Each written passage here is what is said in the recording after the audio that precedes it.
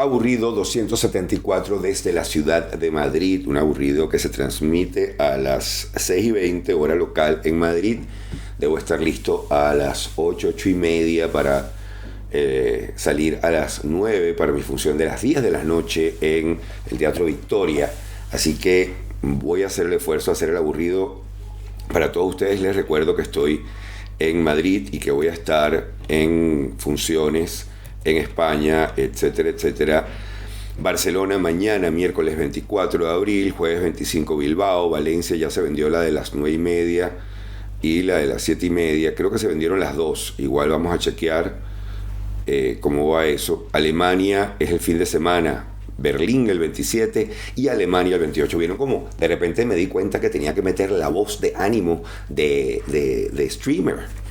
Y París el 29, Málaga el 1 de mayo, 3 de mayo Murcia y el 30 de abril Madrid, creo que también está soldado, pero pueden intentarlo, 4 de mayo Alicante.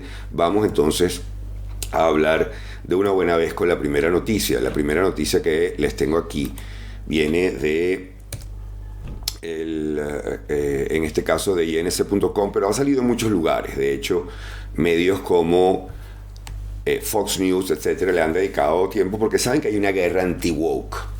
Y yo puedo entender la guerra anti-woke, la guerra anti vamos a entregar trofeos de consolación y no vamos a llevar puntos en los deportes de los niños, la guerra contra necesito espacios seguros en una universidad porque si nombran la palabra violación deben detener toda la conferencia porque yo no puedo escucharla. O si el que está dictando la conferencia no piensa como yo tengo derecho a interrumpirla. Es decir, hay una serie de manifestaciones de esto que llamamos el progre, que obviamente llegaron al extremo, y esto lo vamos a tocar hoy a lo largo de todo, porque vamos a hacer un extra dedicado a un rollito interesante que está ocurriendo en Venezuela, y en el cual, a contrapelo de lo que mucha gente me dice o me recomienda, metí mi cuchara, pero ya vamos a hablar de eso. En todo caso, la gente de Scrabble sacó un cambio en el juego Scrabble, uno de sus juegos de mesa más populares. Y lo sacaron diciendo que era más inclusivo y estaba orientado hacia la generación Z, que era menos competitiva, que era menos de pelear entre ellos. Entonces, para que lo tengamos claro, Scrabble saca su tablero de siempre, pero tú lo volteas y hay uno en el que puedes jugar por grupos, en el que puedes sacar cartas donde te dan pistas. Es decir, es un poquito más sencillo, como lo quieren llamar. El artículo de INC me gusta porque se enfoca en que el error es el mercadeo, y yo creo que este es un ángulo que yo utilizo mucho en humor. Es decir, yo no voy a ir en contra de los trans, pero sí creo que la forma de proponer sus reivindicaciones es equivocada. Y obviamente tiene que ver el show para que vean el ángulo humorístico, pero tiene que ver con esto que vamos a ver aquí. Scrabble ha sido criticado entonces en periódicos, en televisión, en la internet, y lo ven, estamos hablando de que hay jugadores de Scrabble de toda la vida que están pues en una posición no muy simpática con la generación Z, puesto que la ven como unos bebés que se viven quejando, lamentando de que necesitaban una versión más fácil de Scrabble, y que el haber sacado esta versión de Scrabble es casi que una señal de que la civilización se fue a la mierda, porque ¿cómo es posible que haya que sacarles un Scrabble a esta gente? Una gente que no sabe, o sea, que no puede jugar Scrabble normal, porque hay que sacarles un Scrabble especial. Bueno, veamos lo que dice INC al respecto. De acuerdo a CNN, Mattel hizo una investigación de 2.000 personas en el Reino Unido y encontraron que los jugadores de la generación Z son percibidos como menos competitivos que las personas de generaciones anteriores, y aparentemente concluyeron que la nueva generación preferiría un juego menos competitivo, menos de guerra, con más oportunidades para colaboración. Así que la compañía sacó lo que llaman ellos Scrabble Together. So Scrabble Together, and how is the weather? Y decidieron lanzar en Europa este Scrabble, donde tienen de hecho la licencia para Scrabble como la tienen en Estados Unidos. Perdón, Mattel la tiene para Europa, Hasbro la tiene para Estados Unidos. Estos sets de Scrabble Together vendrán con el tablero original en un lado y Scrabble Together en el otro lado, que antes era un espacio en blanco, de manera que si tú compras la nueva versión de Scrabble, en realidad tienes los dos juegos, el viejo y el nuevo, todo en uno. Pero ¿cómo lo han llamado? El Scrabble Woke. Esta idea innovadora, pues para muchos sería quizás satisfactoria para los consumidores, pero la manera como fue descrita por Mattel como algo menos intimidante para la generación Z, hizo que la gente reaccionara como que, ¿cómo que les van a sacar un Scrabble para niñitas, para gente débil? Está un Scrabble. Eso fue lo que produjeron, y lo produjeron la misma gente de Mattel al hacer este mercadeo tan pésimo, que también del otro lado hay locura de cómo es posible que este juego, y ojo, yo los entiendo perfectamente, porque uno siente, sí, comienza por allí, comienza por los trofeos de consolación, y luego llegas a este sistema donde tú tienes que tener una junta directiva que tiene una cantidad de gente súper variada, pero no necesariamente tuvieron que tener los méritos para estar allí. Sí, ya sabes de lo que estoy hablando. Toda esta negatividad pudo haber sido evadida, pudo haber sido esquivada si Mattel hubiera puesto un poquitico de pensamiento en cómo describía su nuevo juego. ¿Realmente necesitaba esta compañía decirle al mundo que la generación Z necesita juegos que sean menos intimidantes? Es esto inclusive cierto, porque la encuesta de Mattel solamente midió las percepciones que hay sobre las generaciones, no la realidad. El autor dice, yo no soy de la generación Z, pero algunos de los miembros de mi familia lo son. Y son de la gente más competitiva y menos intimidables que yo conozco. Pero no, ¿qué hizo Mattel? Mattel simplemente, ¿qué hubiera podido hacer Mattel? Hubiera dicho, mira, tenemos este nuevo bicho que se llama Scrabble Together, es una variante que tiene equipos de este juego venerable. Pudo haber dicho que era perfecto para beginners, para la gente, para los novatos, para los que están comenzando. Pudo haber puesto el énfasis que el nuevo juego en realidad era un bonus que venía con el original, un nuevo combo, y con ese mensaje Mattel le pudo haber dado a la gente que ha estado jugando este juego durante años una buena razón para comprar este nuevo juego. Conseguir los equipos y probar Scrabble Together. Pero ¿qué es lo que hicieron? Darles una razón para reírse de ellos. Es una ecuación muy simple. Si tú estás tratando de mercadear algo a una generación específica, entonces utiliza tu astucia de mercadeo para hechizar, para atraer a esa generación con la imagen, las redes sociales, inclusive los voceros apropiados. No les expliques que, mira, mi investigación encontró que a ti te va a gustar este producto porque tú eres débil. Porque no solamente estás insultando el que supuestamente es tu mercado, sino también estás dando una perfecta excusa a la guerra cultural para incluir a Mattel, donde han incluido a los M&M's y donde se han incluido toda cantidad de locuras que no tienen nada que ver con una guerra cultural que sí está ocurriendo, pero lo que hacen es además trivializarla.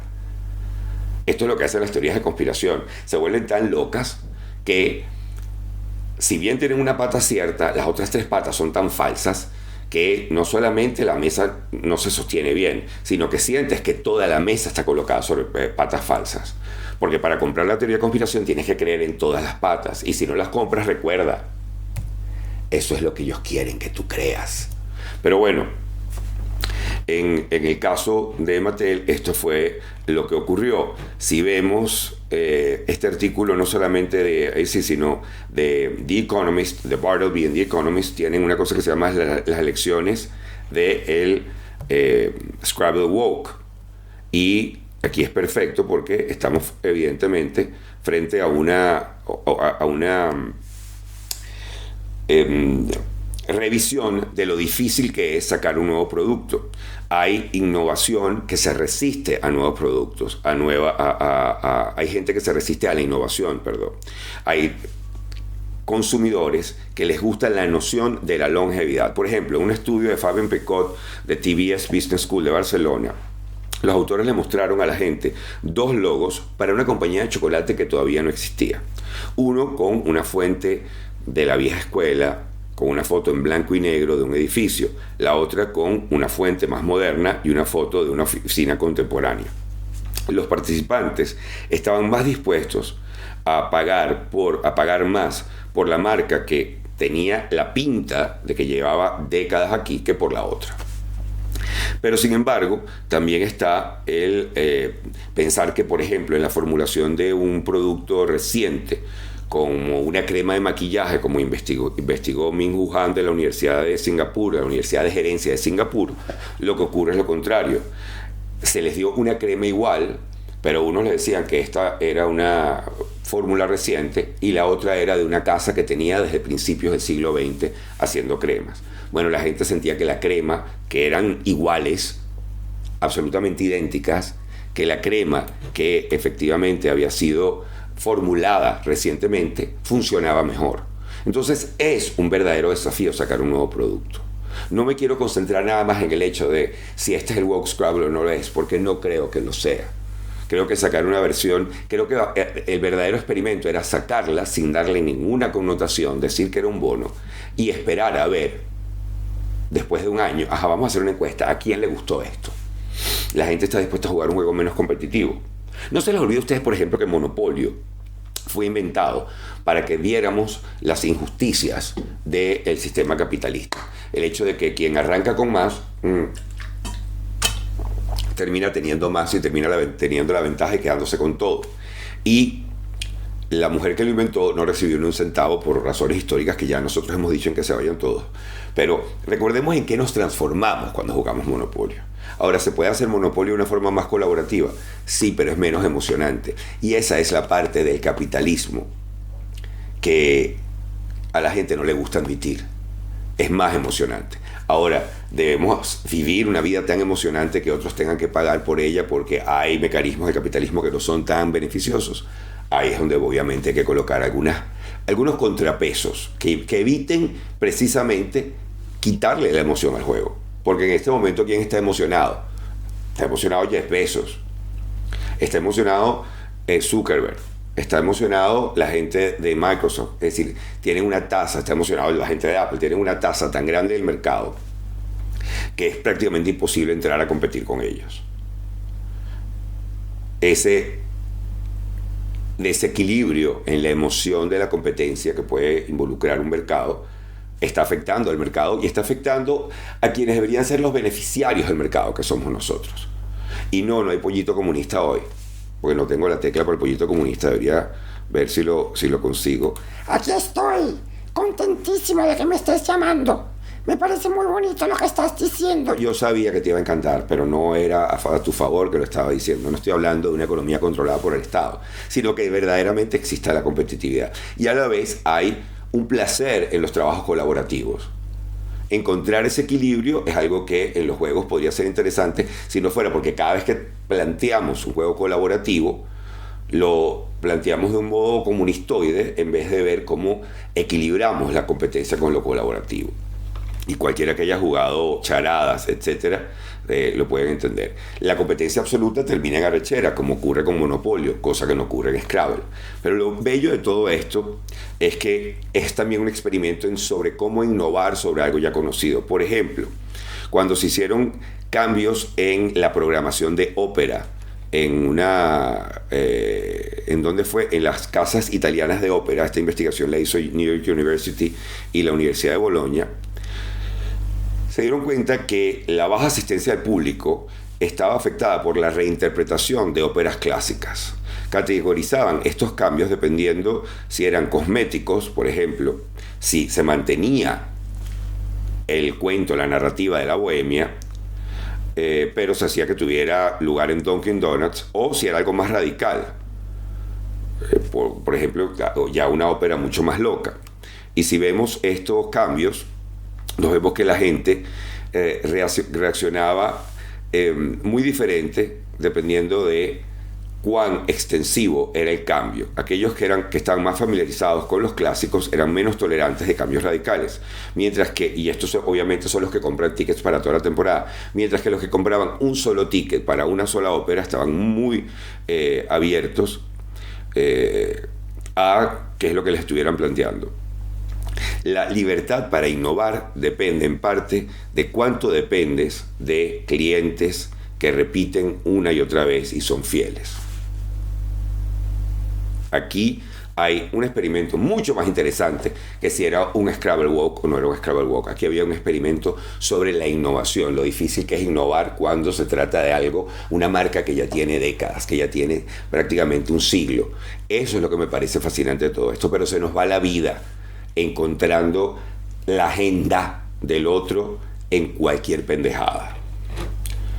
Y eso, por supuesto, viene alimentado por la desconfianza que tenemos en todo lo que ocurre a nuestro alrededor, porque ya después de la pandemia, me atrevo a decir, nuestra desconfianza en las instituciones, nuestra desconfianza en todo el mundo llegó a su punto más alto. Vamos a ver qué viene por aquí. Vamos a hacer, creo que, el menú. Vamos entonces a leer el menú. Comenzamos obviamente con la noticia sobre la versión super progre de Scrabble, que tiene a la gente loca y bueno, obviamente la estamos perdiendo desde que la sirenita también cambió de color. Israel e Irán están jugando a quedar bien con todos los lados, sobre todo con la pólvora. Al presidente de Guyana le gusta que le pregunten sobre el cambio climático. ¿Qué hacen este poco de chinos en México? Apréndanse esta palabra, nearshoring, baby, nearshoring. Ecuador dice que sí a casi todo en el referéndum. Petro se celebra con un día cívico. ¿Por qué las empresas grandes ya no quieren ir a la bolsa de valores? Ojo con esa noticia. El tema de Bibi versus Hamas solo es ridículo cuando llega a las universidades estadounidenses. 5 apuñalamientos en 4 días no es cualquier cosa, y menos para Australia. ¿Será que esta vaina es contagiosa? ¿Por qué están celebrando que este boxeador haya caído en 21 segundos? Porque es boxeadora. Aprueban plata para Israel, Ucrania y le metieron lo de TikTok también. El Congreso de los Estados Unidos 6 meses tarde, pero seguro. Inventar pseudo fotografías también es pecado, o por lo menos un crimen nuevo. Un poquito de Venezuela para no quedar por fuera tiene este aburrido. África le da la bienvenida a Rusia y uno aquí pensando en Ucrania. Y en el extra vamos a hablar de estos influencers de la salud, estos nuevos gurús del ejercicio, de hacer plata, del billeting. Estos Andrew Tate de nuestro lado, de por qué no hay que pararles y del costo de no pararles. Esto es...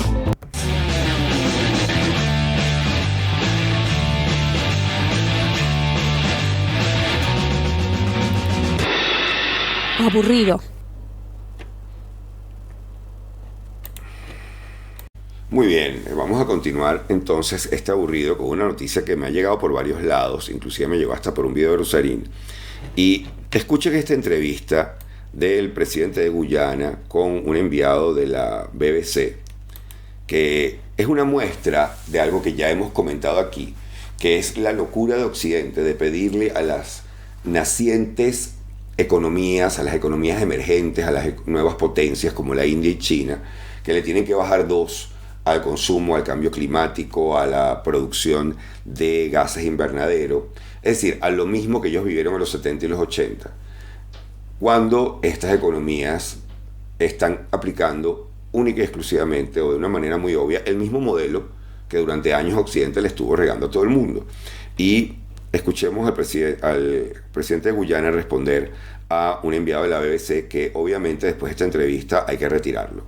It is expected that there will be $150 billion worth of oil and gas extracted off your coast. Le está diciendo obviamente que va a haber 150 millardos de dólares que van a ser extraídos de su costa.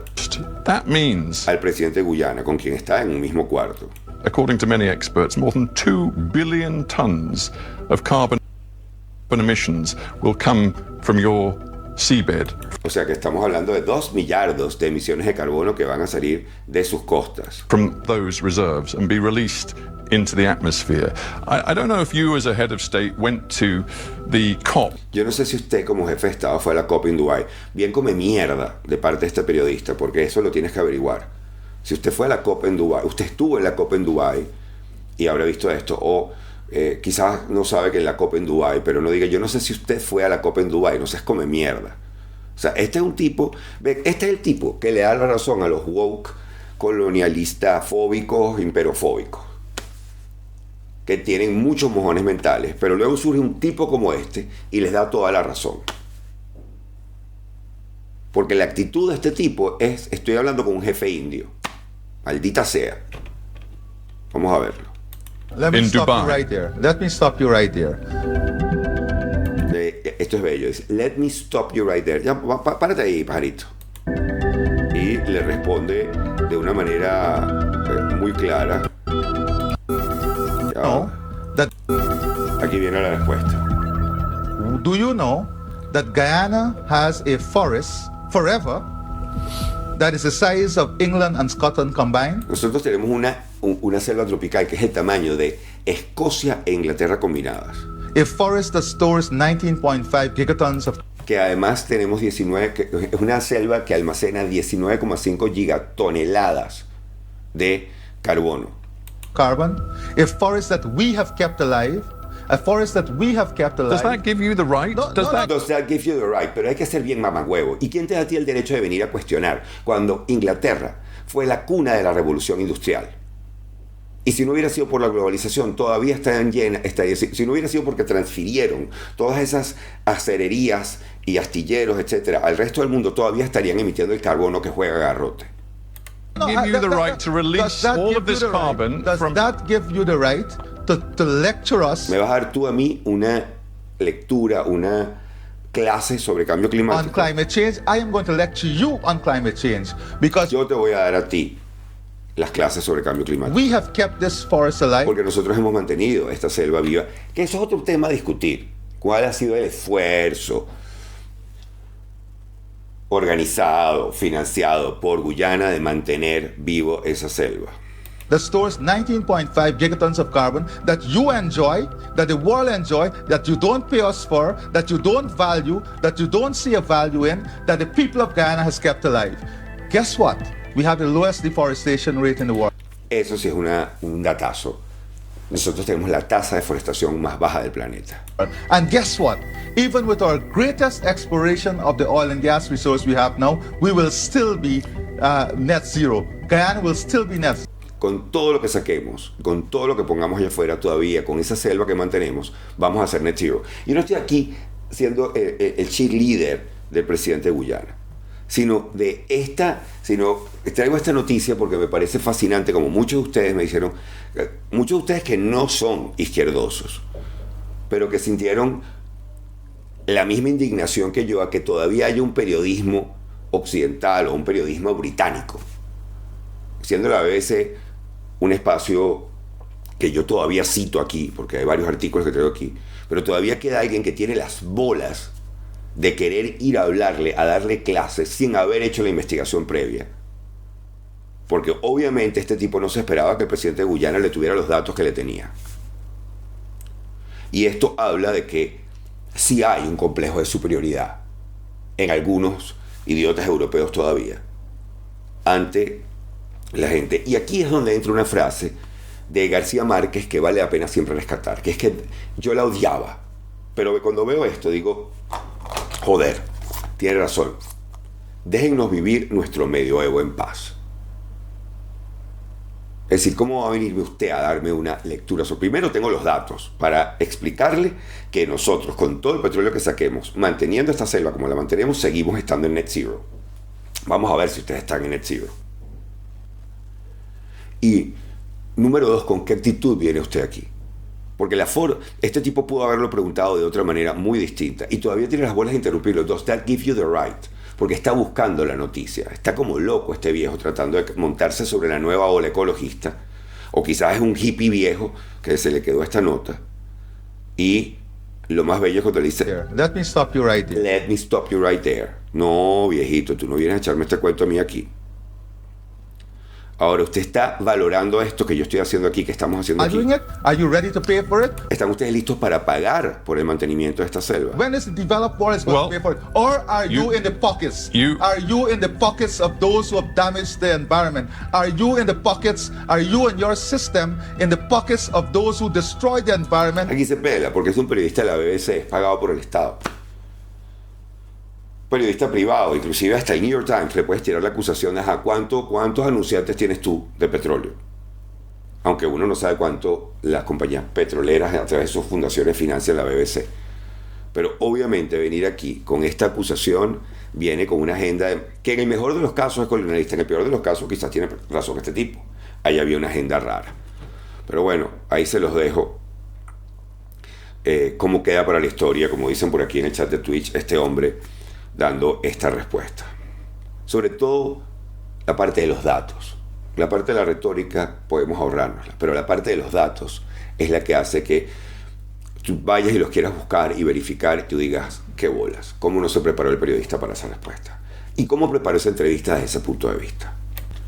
Vamos a seguir entonces con Israel, y en este caso me parece que está muy bien lo que han montado Joseph Federman y John Gambrelli para los que están interesados en mantenerse al día con lo que está pasando aquí, con este espacio donde la semana pasada les leí un artículo que hablaba sobre el maravilloso momento que implicaba como oportunidad diplomática el hecho de que hubieran salido no solamente países occidentales como el Reino Unido y Estados Unidos a auxiliar a Israel en el momento del bombardeo, sino que también hubiera participación de países del Medio Oriente, y que esos países del Medio Oriente, en el momento en que la atención se había orientado hacia Irán, podían en todo caso entonces ser convocados por Israel o entrar en contacto con Israel para profundizar la idea de un plan para un Estado palestino y sobre todo para un fin de la guerra y fin del conflicto.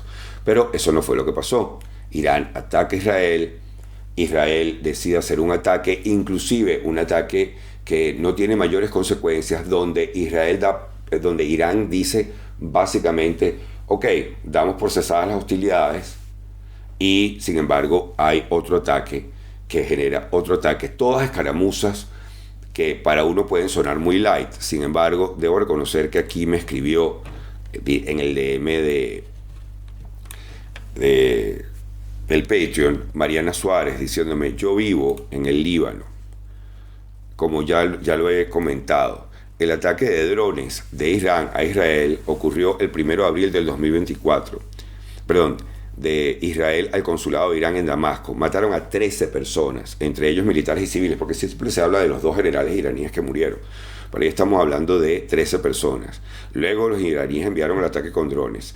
Eso no es masivamente difundido en la prensa internacional, pero sí en la local. Me gustó este mensaje que me llegó desde el Líbano de Mariana. Muchísimas gracias, Mariana, porque nos da a entender, bueno, lo que yo he querido darles aquí. Yo no quiero la visión extrema, yo quiero que tengamos a disposición unos artículos que yo me leo cuando no estoy preparando comedia. No voy a hacer chistes sobre este tema, a excepción de uno que otro que vamos a encontrar por allí, porque bueno, la situación es realmente patética y cómica, pero nosotros no vemos la realidad como la están viendo en muchos lugares, y por eso cuando yo les leo BBC también les leo Al Jazeera y les dejo allí para que contrastemos. La gente a la que más quiero, y ya vamos a hablar de eso en el extra, la gente que me lleva a la contraria, yo sé que es injusto de mi parte para los que siempre están conmigo y dicen, tú no me vas a querer, Briseño, no puede ser que tú estés esperando mi amor. Si estás esperando mi amor, yo no soy tu figura paterna, yo no puedo ayudarte en eso. Si me ha tocado fungir como ella, pues es accidental y se hace lo que se puede.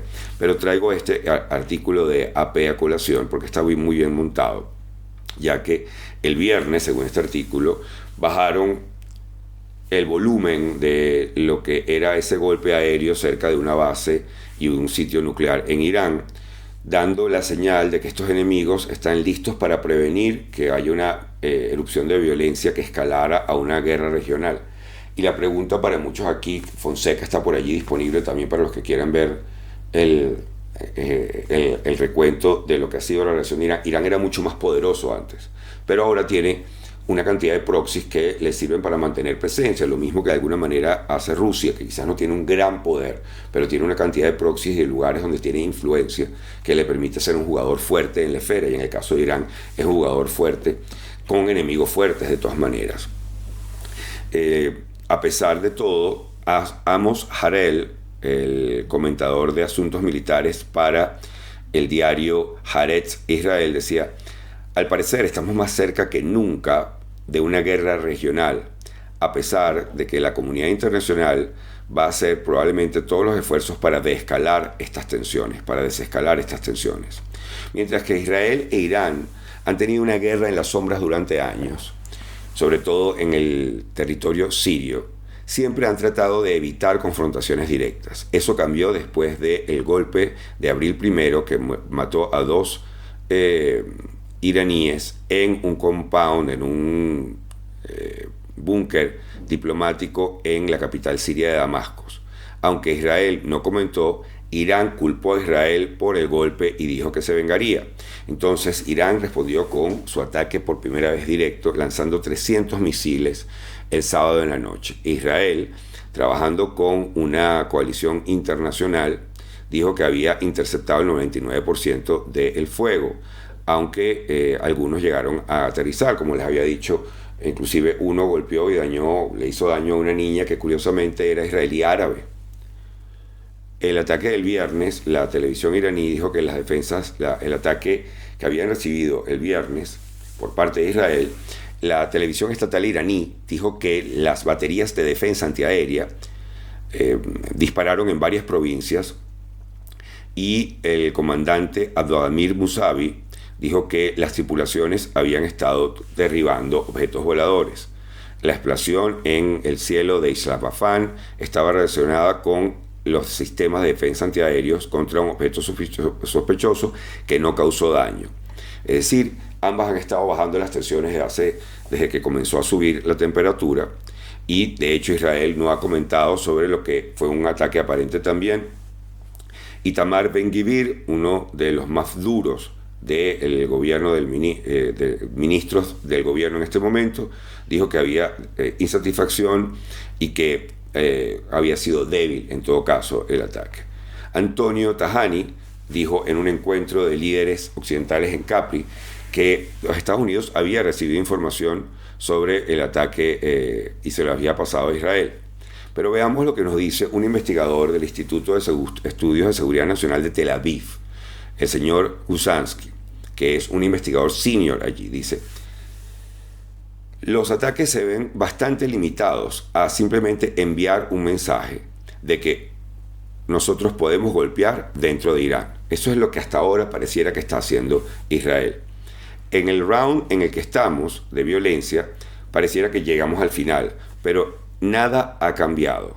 Israel sigue encarando amenazas de equipos y de grupos apoyados por Irán en varios frentes. Yo veo que va a haber otros rounds de violencia, y la próxima vez, si Irán sorprende a Israel o los aliados no asisten en su defensa, el resultado va a ser distinto. Antonio Guterres, como ya saben de hace tiempo, volvió a llamar a un fin a estos golpes bélicos. Ya es el tiempo de eliminar este ciclo peligroso de retaliación en el Medio Oriente. Y Charles Lister, un fellow en el Washington-based Middle East Institute y analista, retó lo que decía Irán de que fueron drones los que llevaron los ataques. Dice que más bien fue un número pequeño de aeronaves israelí que volaron desde Israel sobre Siria, dándole por lo menos a 2 bases militares en Siria que tienen sistemas de defensa en todo el camino y lograron pasar a través de ellas, y que de hecho entraron en espacio aéreo iraquí, desde donde lanzaron lo que llaman Blue Sparrow Air-to-Surface Ballistic Missiles, sin haber entrado completamente en el espacio iraní, pero sí los misiles entrar en el espacio iraní. Entonces, mientras vemos toda esta retórica, nos pasa por alto que Bibi Netanyahu dejó pasar una oportunidad increíble para un mínimo camino de paz. Y es una confirmación más de aquellos autores que hemos leído que nos hablan de que esto es un conflicto que tiene su raíz, obviamente histórica, pero que tiene su detonante en que la alianza que hizo Netanyahu con los grupos de extrema derecha, lo que ha hecho, los grupos de extremo nacionalismo, lo que ha hecho es que el otro día, disculpe que haga esta interrupción, alguien me hablaba de la diferencia entre patriotismo y nacionalismo. Decía, patriotismo es la adhesión a una idea. O sea, la idea de Venezuela como un país próspero, libre, democrático, la idea de Estados Unidos como un país democrático, de respeto a las libertades individuales, y cada país tiene como un ideal. Entonces el patriotismo es tener una adhesión a ese ideal y respetar ese ideal y que nos une a un ideal. Y el nacionalismo es la adhesión a las personas que son del mismo país. Y en ese sentido prefiero ser patriota que nacionalista. No porque no quiera a la gente de mi propio país, pero creo que lo que nos debe unir es un ideal en función del cual trabajamos, no simple y llanamente el hecho que venimos a un país, porque yo no puedo dejar de pensar en nuestras diferencias en el momento en que simplemente me colocas, pero es que tienes que estar de acuerdo conmigo porque soy venezolano. En ese sentido somos todos seres humanos, pero la casualidad nos arrojó en unos países donde nos toca construir unos ideales, que esos ideales se parezcan en Occidente en muchas cosas. no excluye que tengamos diferencias y diferentes formas de ver las cosas. El caso de Israel y el caso de Bibi Netanyahu, el nacionalismo de los grupos que lo apoyan es un nacionalismo que se considera superior a las etnias que están alrededor y por eso no conciben la posibilidad de un Estado palestino. Y por eso van a seguir trabajando para que ese Estado palestino no exista. Y esa es, aunque es casi imposible, la única solución, aunque por otro lado entiendo perfectamente la necesidad de destruir completamente a Hamas. Ya vamos a tocar cómo es esto visto en las universidades de Occidente, vamos a tocar otras cositas, pero yo debo detenerme aquí. Les recuerdo que en el extra voy a tocar un personaje con el cual me he topado últimamente por redes, pero que ya nos habíamos topado aquí en El Aburrido en otros momentos. Les recuerdo que mañana, miércoles, estoy en Barcelona, el jueves estoy en Bilbao. Si usted está por allá, riegue la voz, si ya tiene entradas, riegue la voz. Y por otro lado está Valencia, 26 de abril, ya está sold out supuestamente, aunque creo que quedan para las 7:30. Valencia, nueva función 7:30. Alemania es el fin de semana, el 27 de Berlín y el 28 estoy en Universo Tango. El 29 de abril estoy en París y el 1 de mayo estoy en Málaga. La gente venezolana en Málaga, rieguen esa voz. Madrid, el 30 de abril creo que ya está soldado, pero pueden entrar a buscar. Y el viernes 3 de mayo en Murcia, 4 de mayo en Alicante. Gracias por estar por aquí. Nos vemos en el Patreon, los que ya tienen Patreon. Y no puedo dejar de arrancar la parte de Patreon sin